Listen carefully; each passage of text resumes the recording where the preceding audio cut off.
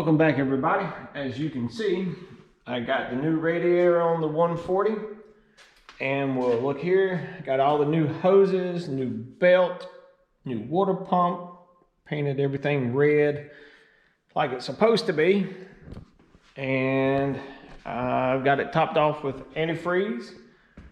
So topped off the touch control. You can see right here. Yeah, I topped it off. Made a mess on the floor, but oh well. Cleaned it up.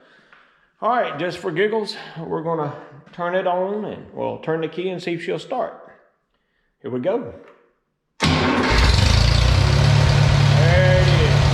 7 months, fires right up. Can't beat a farm off. International. Anyway, we'll let it run for a minute. We'll check down here, see if we got any leaks.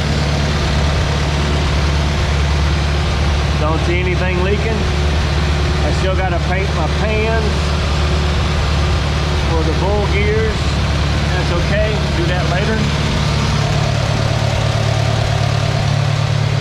So everything is running, sounds good. I don't hear any weird noises. It's a lot quieter in the transmission than it was earlier. PTO's turning. I need to take that out, but no big deal. Just pull the lever and it'll stop turning. Everything looks good. Don't see any leaks. All right. Well, I guess it's time to start putting everything back together, getting the lift arms and everything back on the tractor. We'll do that. I don't have but just a few pieces left to go. Turn it off. And let it sit for a minute, make sure nothing is dripping. So I've painted the fenders and got all that ready to go. I've painted all the new hardware red, so that can be used and stuff when I put the lift and stuff back on it.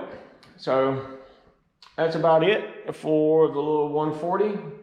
I'd like to thank everyone for tuning in and watching the progress of the 140 as it was being worked on, rebuilt, however you want to say it. I'll take a few pictures and include them at the end of the video so you can see it all back together. And that's it. I guess the next project will be the 85 El Camino Super Sport.